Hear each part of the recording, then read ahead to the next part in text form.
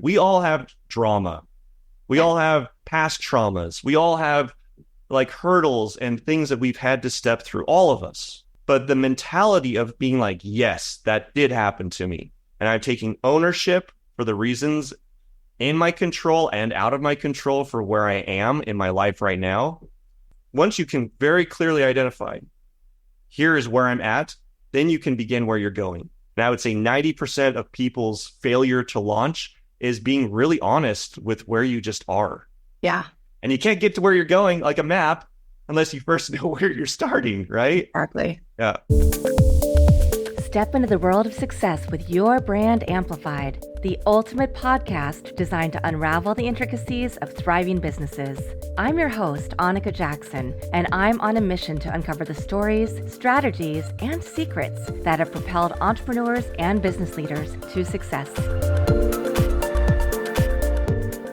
We just had a call yesterday, and everything that Matthew Pohl said, I said, okay, that, but tomorrow.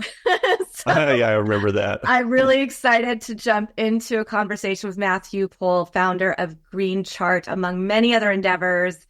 Gosh, you have done so much in your career. And just looking at your LinkedIn, it's really funny because, you know, there's this push-pull between how much education do you need formally versus what you learn by actually doing. And I would say that they're both important.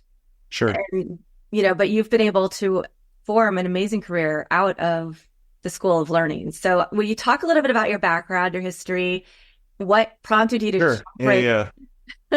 Yeah, that's kind of an interesting way to start, but I'm actually a college dropout. And I think you find that a lot in the founder community where, you know, at the time I was newly married, going to school full time, and running a side business in the insurance. Like, I thought it would be a good idea to start an insurance brokerage at the same time. Oh my gosh, yeah. And yeah, there was something that happened. I was actually in an econ class, and I'm not saying that this exists. I was at a junior college, so I think it speaks to the higher education, higher credential education. But there was something that happened where I was at an econ class, and I had this moment where I was like, wait, he's teaching me about money, but he's probably, back then, he's probably making maybe $80,000 a year. And I just had this moment where I was like, I'm already doing that right now. And the hard part was I just got a full ride scholarship to any UC school with a psychology major. Oh. And my psychology professor, who had like teed me up and send my resume and like academics all to these schools, when I told her, I was like, yeah, I'm actually dropping out, was really disappointed. Among my parents, I remember my mom shedding a tear, like, you're not going to finish college.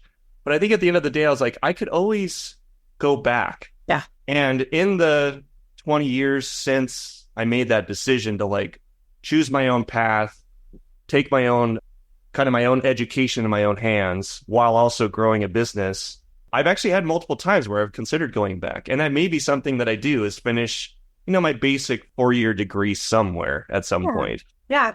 Well, now there are a lot more options, online options, all of that. And I grew up in Kansas in a family of educators. Education is very important, but had a situation where my dad taught at community college. I didn't want to stay in Kansas. I wanted to go do something else. So I ended up going through the system, not being able to do what I wanted to do for dreams, moving, and just was working like you, and came to a point where I'm like, I'm already making 6 figures. I don't need this degree. But then in the .com burst of 2001, was living in San Francisco and decided, oh, you know what? Maybe I'm just going to go back and get a degree just to have it, because now I have a little bit of time. I got laid off. Of course, I got hired back the next week as a consultant for more money, but at least that put me on a path to finish that. And as you know, I'm now a professor, but I'm also still in school because I want to learn, but I also love learning from people who've been successful. I think that's where you really find out like what you don't get in that school knowledge. That might be a strong foundation for a corporate position, but for people who really have that entrepreneurial drive, that's not necessarily going to be the right path. Yeah, it's a real big bet on yourself. Yeah. And I think if you know what you're going to do, or you're inspired by something that moves you, I think you should jump. I hear people say all the time, like, well, I need to finish my degree. But if you have a passion project you can always go back to school. The schools will always be there. Right. But I think most people don't know that. And I didn't for like 3 years. And then something caught fire and it was like, okay, we're chasing this. Maybe timing wasn't great. I could have waited another year or two to get my degree. But had I done that, there's no way I would have gotten the life experience around the boot camp of entrepreneurship. I mean, there's just no way to get that education in a formal setting. It's rough. It is a tough environment. And I actually have friends who do these entrepreneurial boot camps. A good friend of mine, John Richards, actually does one here in the state of Utah. And he said that like almost 90% of people that once they've gone through it are like clear they're not going to be an entrepreneur. They like have this idea or aspiration, but after actually going through the grind work of what it takes, they're like, that is not for me. And so it isn't for everyone. And it does seem, the limelight of it seems really attractive. But I think one of the things that people don't see in successful entrepreneurs is it's also a very lonely space. It's a place where you're criticized until you make it, right? You don't get the accolades until you're there. And then once you're there, everyone's like, oh, like, congratulations, you made it. And it's like, whoa, you weren't saying that 2 years ago. And so it is a lonely path, and it almost takes kind of a chip on your shoulder in a way to push through some of those hard times where I think a lot of people would normally quit. 100%. And I think that's what kind of separates the entrepreneur from the person with just a great idea who thinks they want to work for themselves, but doesn't have to drive. Because when I was younger, I thought entrepreneurship was success, which is what you're talking about. I didn't realize that you had to try and iterate and do a whole bunch of other things to learn lessons you needed to become successful. And that's the work people don't always see. But we're going to talk about your book in a little bit, because I think you've really taken everything you've learned, everything you've seen, the people you've worked with through coaching, and been able to distill it into something that we can all look at and use as a great tool. Yeah. The coaching world is really fascinating.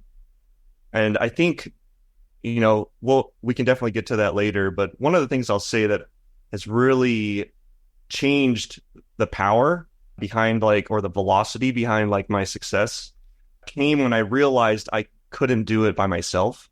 Mm-hmm.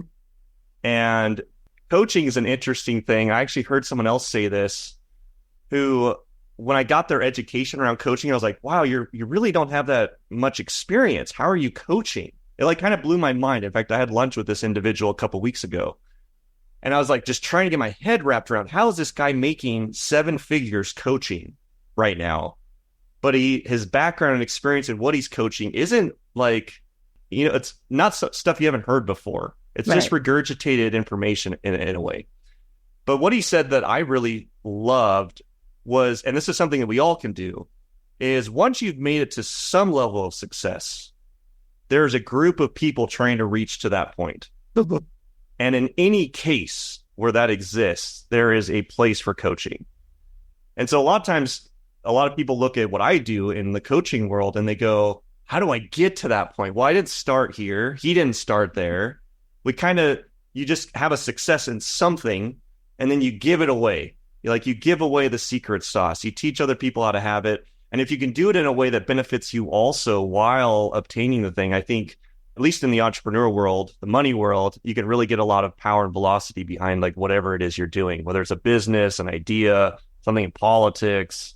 Yeah, I've seen it really applied just about anywhere. Yeah.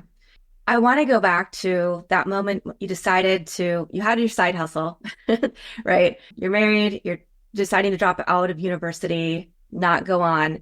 What was your next step? Because, gosh, you're involved in crypto, you're involved in AI, you're involved in so many things as somebody who's also helping craft and advise on policies for the state of Utah.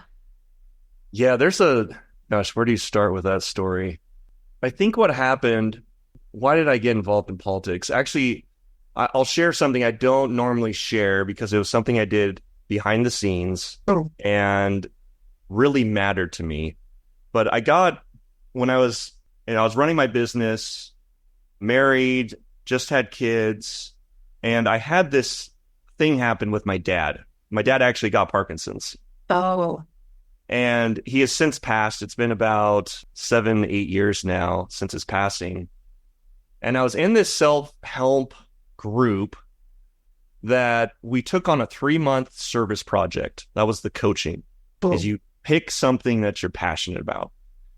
And so I was trying to figure out like what I was going to do. And I got this thing. I was like, oh my gosh, like my mom struggled so much as the caretaker for my dad and going through the passing. And I mean, it's a lot of work. It is so hard on the caretaker and the family and everyone else, because it's not like something you overcome. Oh. You know, Parkinson's eventually ends with the degeneration of the brain, and you eventually end up passing because of other things. And to watch my dad go through that was really hard for us, but also really hard for my mom. And I was like, I want to do something here. And so I actually, inside the service project, went out to all the state Parkinson's groups. And I was like, how can I help? How can I make a big difference? And it was really depressing. They were all like, well, you know, they all kind of been the same. You know, it's a support group, but it's really hard to support because there's no victory stories. There's no real wins. Everything and everyone gets worse. And then they're like, you know what, though, Matt? We have this thing that could happen for the state of Utah that is incredible for patients with Parkinson's. And I was like, okay, like, what is it? I'm in. And they're like, well, we found that medicinal cannabis is a huge contributor to helping relieve, it's not a cure, but relieve a lot of the symptoms of Parkinson's. And my dad, naturally living in California, was a cannabis user or trier. It didn't work later in the later stages, but definitely was CBD, some tinctures with THC, and it would literally, I mean, he could eat after he had a dose. He could talk after, it just made a huge difference for him. So when I heard this, and I heard that this was a possibility for the state of Utah, I was just emotionally all in. And so I got involved. It's a really long story. It was comprised of me and about 3 other individuals. And we did the kickoff campaign. It was supposed to be a 2-year process to get it passed. And as you know, we got it passed in the state of Utah for clients, for medicinal clients. And we've made a huge difference for people, the likes of, you know, that have Parkinson's, people who have erratic seizures, even for like children that have certain conditions that they're not curable, but the plant medicine really makes a huge difference for. Like, we've really moved the dial. And so from that day, I was like, oh my gosh, this idea of like, I couldn't make a difference in politics or the law, or it, like, my whole brain changed. And from that day on, I was like, this is not difficult. This is not difficult to change laws. This is not difficult to get something that's good for people moved across the line to really make a difference for the state, for the country, you know, whatever. And so since then, it became really easy. I was like, oh, well, what else am I passionate about? Well, father's rights was one. I've passed a lot of father's rights bills. And then obviously the blockchain space with, you know, our crypto trading and the stuff that we're doing at Green Chart. It was like, oh, well, why can't we be the best? Why can't we be the state everyone comes to build a crypto community or a crypto group? And then also when AI started coming up, you know, we were one of the first companies in the state of Utah to build an AI agent. And it was like, immediately I got recruited because, you know, I'm someone that moves the dial. I'm someone that gets stuff done. And so these politicians like to bring me in because government likes to move slow, but public doesn't. And so when you get public's involvement in something related to government, it tends to add a lot of speed to it. And so I've seen and been a part of probably over 20 bills passing in the state of Utah, mainly and most of which have been in the AI space, blockchain community, cryptocurrency related. But then I had some passion projects also that were, you know, had to do with father's rights and had to do with like medicinal care for cannabis for certain types of patients. Wow. So yeah, it's kind of an interesting, it just happened to me. But then I took the shot. You know, the shot was presented, but then I stepped up and I decided to take it. Yeah. Well, and you put yourself in the right position to be seen in that space. And like you said, to take advantage of it. Now, you started out in California. You mentioned that your parents lived in California. We talked about that a little bit. Yep, I'm a transplant. What was the trajectory to, because you've also lived in a lot of other places, right? You had Tech Mobile, which was Chicago and Hawaii, and then you found your way to Utah. What was that transition like, and what got you into tech, into crypto, into which I think still a lot of people think, oh, crypto's dead or people don't understand it. I'm a person who hasn't really delved into that yet. So I'm excited to learn from you. And then obviously now to the world of AI. My exposure to crypto came early on into my exposure into the markets. I actually grew up LDS, went on an LDS mission. I'm no longer participating that way, or at least on. I also used to be LDS. Yeah, but I love the community. I will say that with a big caveat. I love the community. I actually stand by a lot of the principles, including family, that I love there. And I have nothing negative or bad to say about my experience, because the story will even share like some of the great exposure I got from my exposure with the LDS community. My mission companion became my future business partner. Oh, wow. Yeah, in the MTC. And so it's just hard to put that down, right? Like that connection never would have happened had I not gone on an LDS mission. And his dad was a longtime day trader. And I remember Kevin and I, which is my now business partner, we were in the cell phone industry, right? Tech mobile. We had about 30 stores from Chicago to Hilo, Hawaii. And I remember Kevin was like on his computer doing this trading thing, and there were charts and candles. And I was like, dude, knock it off. Like, we got a business to run here. Like, we're trying to like sell phones and like grow an empire of selling phones. And, he'd slowly put it away and kind of brush it off to the side. And it was when I got positioned that I was kind of the odd man out. I knew I had to move up to Utah. And because business was up here, it was happening up here, and I was kind of the odd man out. And so I moved up here. And it was then that I got to meet Kevin's dad. And I remember him bringing the laptops then were these bricks. And he brought this brick in. We were on like DSL, it was just after dial-up upgraded. And he's showing me this thing, and he's like, look, when this happens, this is likely going to happen in the future. And my mind was just blown at this idea that you could use technology to predictively guess what was going to happen in the future in the markets. It just blew my mind that you could do that. And I'd always heard as a kid, like, if you want to make money, you got to be where money is. And so I was like, this is it. Like, this is my chance. So I dove in, got to know Kevin Sr. So there's Kevin Jones Jr., Kevin Jones Sr. I got to know his dad. And I was like, we have a product here. Like, have you ever thought about selling this? Have you ever thought about like marketing this? And so Kevin Jr. and I became kind of the marketing arm behind this tech that he came out with. And I got to learn from the guy himself, like how all this happened. Yeah. Well, that obviously evolved. We went from trading S&P 500, then to Forex, and then this thing called cryptocurrency came out. And we happened to just be already plugged in. And it's kind of a fascinating thing when new markets open. To someone who's been trading in the markets, there is just enormous opportunity, like insane opportunity, because like all the problems haven't been figured out. And when there's a problem, there's money to be made, like always. And so I got involved, had some really big wins, really big trades. I've got a whole story about a Lamborghini in my garage that I had to buy. Like, and I say it that way, I had to buy on a bet that I made. And so I had to go to bed on it. Like my friends were calling me, hey, where's the Lambo? You said you're going to do it if you make this much money on this trade. But that's kind of where my exposure came in. And then I just became a big believer of cryptocurrency, mainly because of my background and knowledge of the markets. And without going into, I could spend a whole day with you on this, but without going into a ton of detail, like we are in a state as a country with our currency that we're in one of the final life cycles of our currency, period. Now, how long that lasts, it could be our whole lifetime before it finally cycles through.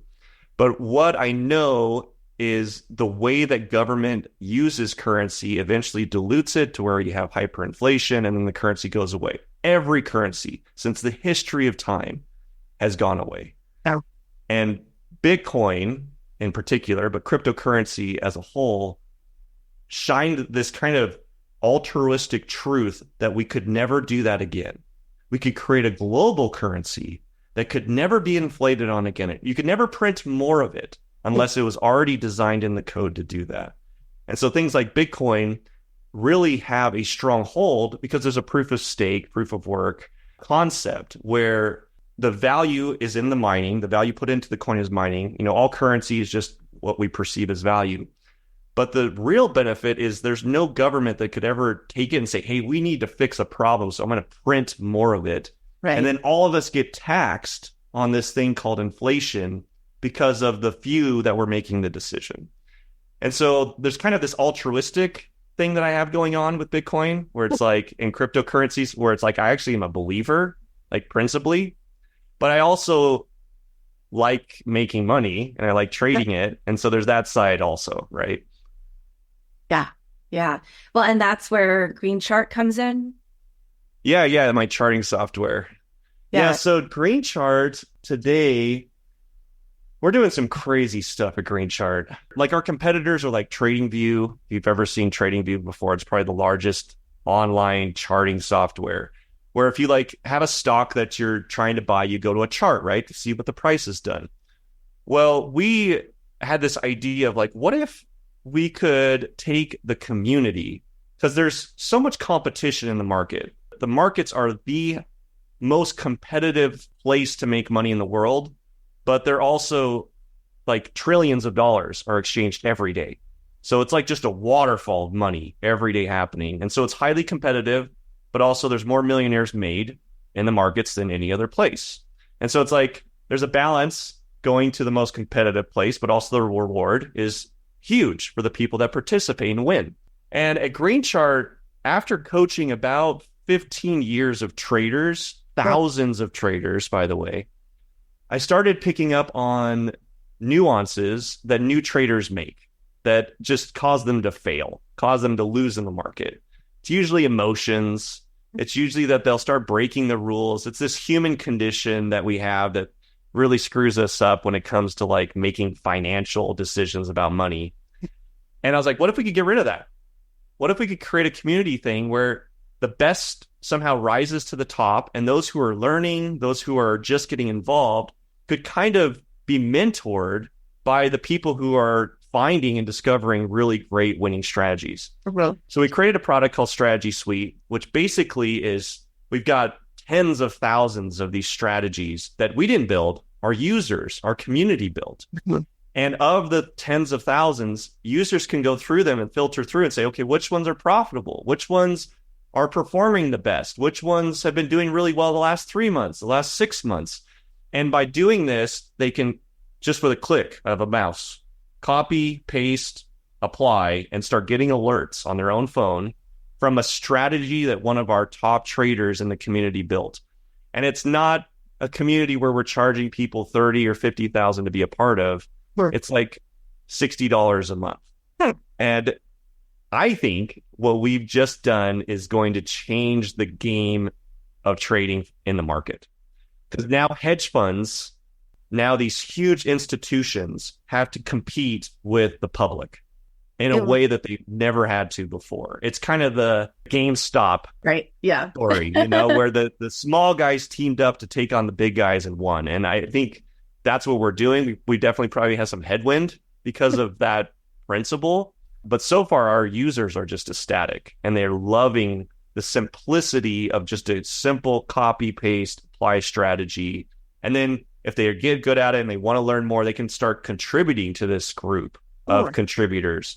And they may run onto something that someone like me who's been trading for 15 years didn't even see. And now it's public. It's accessible to anyone who's a member.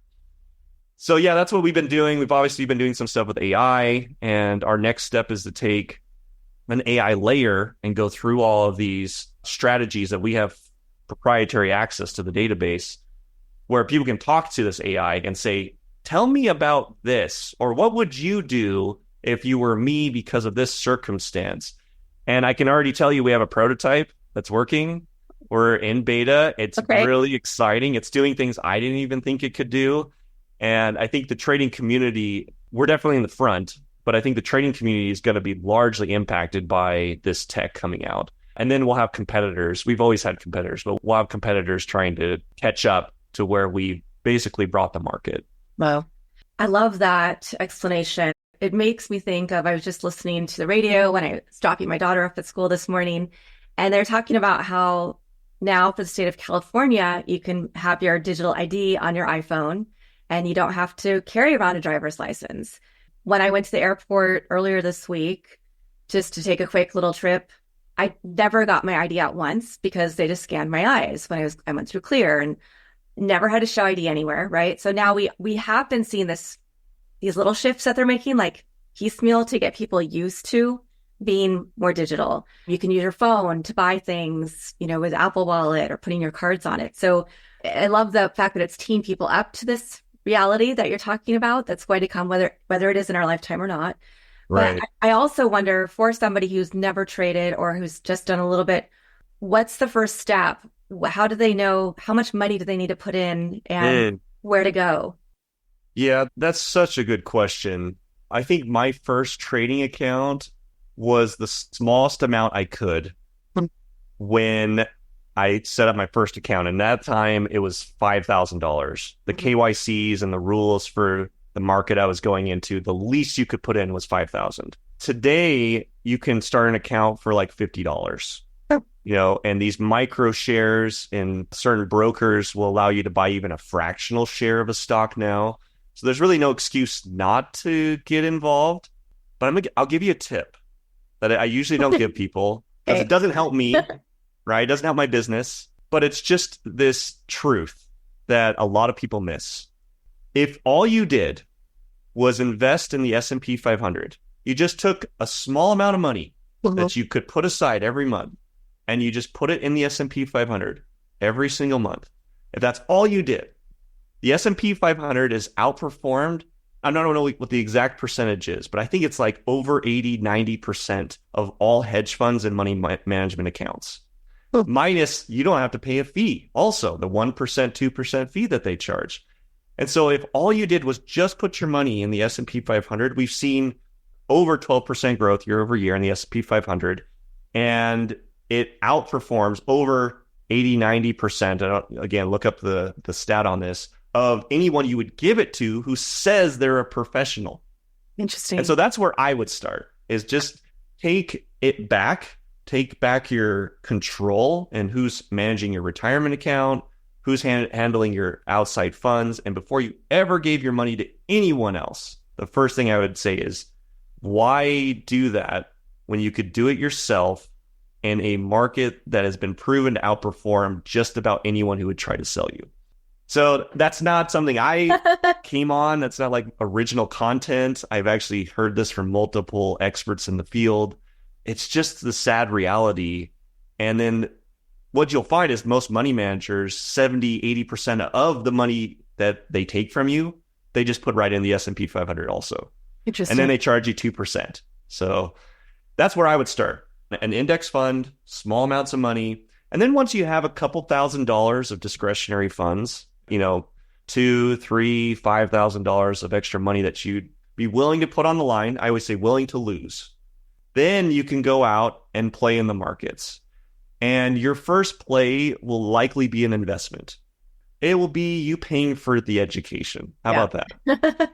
And so go into it with that mindset. Go into it with like, okay, I'm going to put a couple $1,000s in an account and I will likely lose it.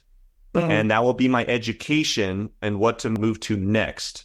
And then my biggest tip is, after your first failure, don't quit. Because 90% of traders will actually stop after their first failures. And the success actually comes from those 10% that stick around. And at what point then would they look to a Green Chart or a company like that to start learning more? Yeah, that's a great question. So we take on all kinds of users, all kinds of traders. And I would say the majority of the people that come to us are actually new. Right. They've had something happen in their life, or they're tired of, people managing their money and losing it, or putting money into bad investments. And there's something about the control aspect that they're like finally going, I need to understand this better before I give it to someone else who's clearly not doing a good job either. And so we take on probably the majority of our clients at Green Chart are brand new. Meaning that they've never traded. They're ma and pa individuals, typically blue collar workers. They can afford $60 a month. They got a couple $1,000s that they want to start learning how to trade with. And then after about 6 months to a year, they'll go, okay, I'm really getting this. It's really working. I'm going to put more in. I'm going to put more money in. And then we have like this small group of people who are like hedge funds, money managers, people who are trading for other individuals who use our tools on a much more sophisticated level because frankly, it just makes their job easier and they're looking for the best tools to win for their clients. Yeah. But yeah, I would say that most people are new and it's as simple as going to Green Chart. There's a place where we actually do a free account, free trials, and you can kind of figure out for yourself, like, is this for me or is it not? Yeah. And I like that approach where there's a lot of scams. Like, I just have to disclose this. I've done a lot of advocating against scams. There's a lot of scams out there. When it comes to the markets, if it sounds too good to be true, it usually is. Right. And so anything that costs a bunch of money but is promising exuberant returns, it's likely you're going to lose whatever you put in. Yikes. And so my rule of thumb is start small investment, but more importantly, like whatever you're going to do, make sure you can prove that it works.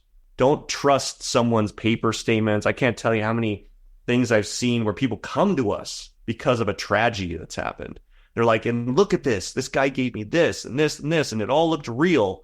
And come to find out he was pocketing this money and buying art. Oh gosh. It's like, oh my gosh, like I can't tell you how many stories I've heard like this. And so it's like, you really got to take control of your finances. Like the days of like the government taking care of our healthcare, the government taking care of our pensions and our retirement, those days are long gone, like long gone. And now the days of like how you are going to do financially in your retirement account has also kind of shifted to being your responsibility. Yeah. And so even to give your money to someone else and say that should be enough, I would proceed with caution, like extreme caution. I have questions I could probably ask you for hours, but I know we have a finite amount of time. So I do want to get into the work that you do as a public member of the Blockchain and Digital Innovation Task Force and the Utah AI Policy Working Group. So as you and I know, there's data policies in China, there are data policies, the GDPR in Europe is so robust. And then here, because we are United States, it's really hard to get a national policy, a federal policy that will work. So it's been state by state with several having data privacy laws, but not even touching AI yet. Yeah. So what are some of your observations and what people will be looking for? Data privacy when it comes to the government is a huge problem. The private sector is actually doing it way better, and it will take the public sector much longer to get caught up. I would say that most agencies, state and federal, are way out of compliance when it comes to data privacy. And I don't know if you've heard, I actually got this, someone sent this to me, I think it was like 2 or 3 weeks ago. There was a hacker that actually hacked they're claiming all of, but at least up to 40 million of US citizens' socials, addresses, first, last names, and gender. And they're selling it on the dark web for like $3 million. So like the days of like our data actually being private, it might be too late. Yeah. I've actually heard the argument that we might be too late, meaning like anything you've ever put in a message that was private or a DM or something on Instagram or Facebook, if it's living or did live in the cloud, you just better be ready for some reconciliation of those chats, messages eventually getting exposed. Wow. So I don't know if we'll ever get there. I think the things that do have control of in our future is like data privacy to the extent that our identity isn't stolen, that we actually have control of our identity. And I am seeing like California actually did a great job of doing like a digital identity. I know Utah is working on one also. And I think blockchain cryptography technology is the way to answer that, because you can prove ownership, right? Where like photos you see online, videos online, there's so many deep fakes, so many things going on. It's like, who's the real owner? Well, cryptography answers that question, where it's like origination. You can go down at any type of chain and identify this is real versus this is something that was fabricated.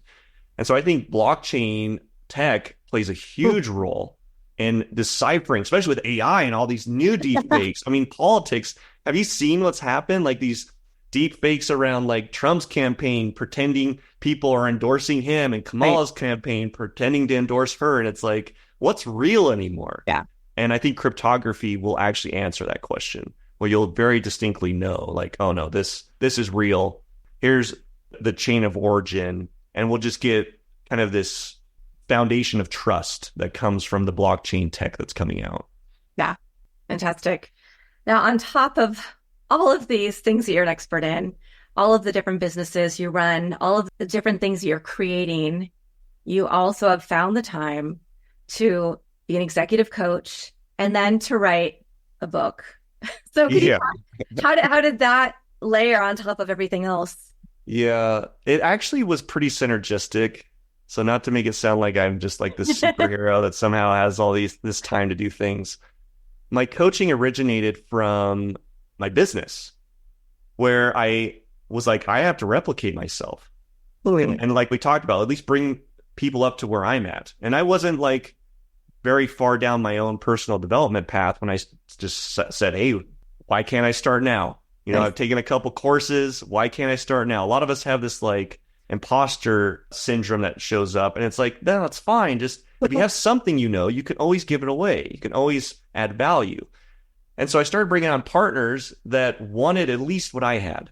And then once I got that, they wanted the new thing that I had. And then once I had that, they wanted the new thing. And eventually I grew to a point where in our trading business and education business in the markets, we had 30 partners that I was coaching every week.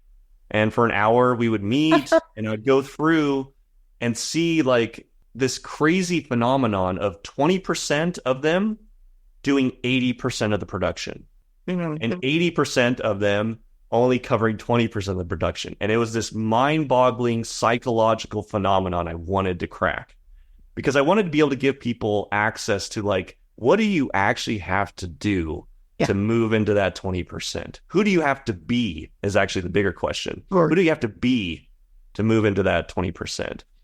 And so I started this book. I actually recruited some people from Franklin Covey's team to help me with like the development of it. And it took me about 2 years. I threw away 2 copies of the manuscript, actually. And we finally got it to a point where I was like, I love this. The 2 principles that guide the book are 2 words, power and integrity. Power being the velocity at which you attract the things you want. Integrity being around the state of being whole and complete. It's not a moral conversation in my book. It's actually about being whole and complete. And I use those 2 words pretty much to guide the entire curriculum of my coaching. It's really the giveaway I give in my book. And it's really designed to have people see the missing part that's keeping them from where they're stuck, what limiting beliefs they have that are keeping them there, and the breakthrough that's going to get them to what they actually want. And it's so fun. It's so rewarding, because once people get this, they change forever. They don't have to go back to a textbook. They don't have to go do a re-review of a class. The thing that changes for them forever. And it's like a value add that lifts everything. You know, most people come to me for money. They want to increase their wealth, but the coaching we do actually elevates their health. It often elevates their relationships. It often expands their spirituality context. And so it's really like a full lift, because you can't really do real transformation without raising everything, raising the tides in all categories. And so I just love it. I love coaching. I love what I do. I only actually take on 10 clients a year, and it's a pretty high number. It is something I'm looking at like expanding more to the public, but I'm pretty exclusive in who I work with. And even right now, I've only actually got 2 openings, and one's about to fill in the next week. So yeah, I love it. It is hard to get in, but it just moves the dial. And what's fun, I end up partnering with a lot of people I coach. So I just partnered 2 weeks ago with someone I've been coaching for over a year, because it's just like the trust is there. I know that they're going to be operating inside of integrity. And so like a lot of the barriers and walls come down also, and it makes for really great partners. If people could have the people I was coaching's list, it'd be like, that'd be a really great list to invest in. That'd be a really great list of people to give money to, because these people are operating from such a high level of integrity when they get done with me, Yeah. That you don't have to second guess a lot of things that when you're investing, you're like, well, who is this person? Can I trust them? Are they going to do what they actually say they're going to do? So yeah, I love shortcuts. Coaching's all about shortcuts, but ones that last, not these like superficial things that make you feel good for a week and then you got to do it again. Yeah. And that translated into your book, Find Your Hidden Strengths, which talks about different archetypes and the construct of how we see ourselves, who we need to work with. Yeah. So my book, in fact, I'll grab it. Can I do that really quick? Yeah, of course. This is my book, Find Your Hidden Strengths. It was actually, I was talking to you yesterday, right? About like the original. Yep. The original title was Blinded by Your Strengths. And we did some market testing and they found that like that wasn't going to move as well off the shelf. But that's actually really the premise of the book, is that as I worked with these 30 founders and entrepreneurs and identified the thing that like really changed people, because it's easy to hire people that are already doing well. Okay. You know, it's easy to find people that already have access to this level of success. But to change someone, to actually have real change and transformation, it's kind of this mystery for a lot of people. And like everyone's journey is a little different.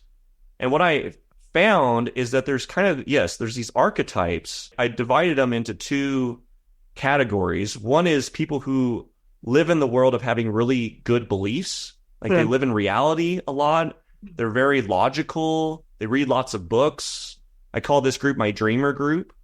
They're essential to be an author. They're essential to success, but they're often missing what I call the wanderer group, which are very heavily action oriented, very heavily like shotgun approach. Let's see what sticks. And there's weaknesses to both sides, right? The dreamer is always living in his head, never actually taking things out to market, making things happen, where the wanderer is acting so much that it's like, dude, if you just took a break and like maybe had a plan, had a strategic plan, like did some research, you would take half the shots and have the same amount of success. And so in my book, I bring the two together. And if you're more dreamer wanderer or dreamer like heavy, there are actually ways to move you into the wanderer pool. If you're more wanderer pool, there are ways to bring you more into the dreamer pool. And if you're an owner, founder, manager, often you don't have to get people to change. You just bring the different archetypes together. And you bring like, and in fact, that's me and my business partner. I'm very much a wanderer. I'm very much a like, think later, shoot now, right? This is fun, exciting. Let's use that energy and do something. And he's more of the like, hey, let's slow down. Let's think about what the consequences of this might be. Like, I'll clean up your mess afterwards. And I didn't even realize that was going on until after I wrote the book. Wow. I was like, oh my gosh, the reason I had success was authorship inside of a partnership. I actually didn't have both sides. And then since then, I've learned how to lean more into like, for the wanderer, the biggest tip is just stop, take a break, take a breath, and like check in and see like, is there something else you could be doing? Is there something else you could upgrade inside of your beliefs that maybe the way you're doing it isn't the most productive? You know, maybe there's an opportunity cost that you're missing here. And so, 2 years in the writing, I've got great endorsements on the book. Jay Abraham, who's Entrepreneur Coach of the Year, voted in America, according to Forbes. He endorsed the book. And then I had another endorsement. In fact, I love this endorsement. I don't know if you've ever seen the book, Crucial Conversations. Ron McMullen endorsed the book also. And what he said was really great, because what his book went over was really about like getting in these moments of having hard conversations. Yeah. But what I answer in my book is like, well, what if you're a dreamer and you have to be put into that place? What if you're a wanderer and you have to put into that place? And Ron really said some great things about the book, and I really appreciate both of their forewords and endorsements. But yeah, I'm really excited because you're like right on the front. I actually haven't promoted the book very much, and our marketing is just about to go out. And so, I'm really excited to see what it does. And my goal is to elevate my coaching career and really touch the lives of way more people, have way more impact than I've been doing with just my select 10-year people. Nice. Yeah. And everybody can go to MatthewPohl.com, which we'll have in the show notes, to find out more about all of the different things that you do. Get a copy of your book, and I believe you're going to have a quiz up there soon that people can also take. Yeah, it is live. I don't know if it's very front-facing, but I actually designed an archetype quiz. Nice. So you could take any area of life that you're struggling in, health, wealth, relationships, spirituality, and you can run yourself through this quiz and be like, and identify like, oh my gosh, I'm on the wanderer side. Because you're never all things in one side. Yeah. So, it's really helpful because if it's around money, it would actually give you the next steps. Like, oh my gosh, like what you should do is this. And it's actually very counterintuitive to what you think you should do. Interesting. Well, I'm excited to give it a read and take that quiz. I have a feeling I know some of the areas where I'll be on either side. But Matthew, I also want to ask, do you have a quote, a motto, any words of wisdom that help you get through every day and keep you excited about doing the things that you do to put good into the world? Yeah, I love that you asked that. I did a training years ago where I got to define who I was for the world. I think everyone should take that on, by the way. Like, who are you? Not for your family, not for like your friends. Like, who are you for the world? Like, Who are you? And it took me a couple of days to really get the language around it and really figure out who I was for people. And it's really simple. And it's who I am for the world is that the world they are 100% responsible. That's it. Like, whatever it is that's missing in your life, whatever the complaint, that the access to getting it is that you are 100% responsible for where you are right now. And you're 100% responsible for bringing that forward. We all have drama. We all have past traumas. We all have like hurdles and things that we've had to step through, all of us. But the mentality of being like, yes, that did happen to me. And I'm taking ownership for the reasons in my control and out of my control for where I am in my life right now. Once you can very clearly identify, here is where I'm at, then you can begin where you're going. And I would say 90% of people's failure to launch is being really honest with where you just are. Yeah. And you can't get to where you're going like a map unless you first know where you're starting, right? Exactly. Yeah. Yeah, that's a great one. Very relevant to where I am right now and thinking about all of that kind of stuff and what I'm making changes in and what I'm not. And I know that your book and expertise is just going to help me on that journey. So I hope it does. Yeah, I hope it does. So thank you. Thank you for going a little overtime with me today, too. This has been really amazing. And thank you to everybody who's watching or listening to this episode. Don't forget to check out MatthewPohl.com to learn more about my guest today, get his book, take the quiz, learn a little bit more about trading, and get on the right path for your life and success. Thanks for listening or watching to this episode of Your Brand Amplified. Don't forget to leave us a rating or review on your favorite podcast listening platform. And if you want to learn more, check us out at yourbandamplified.com.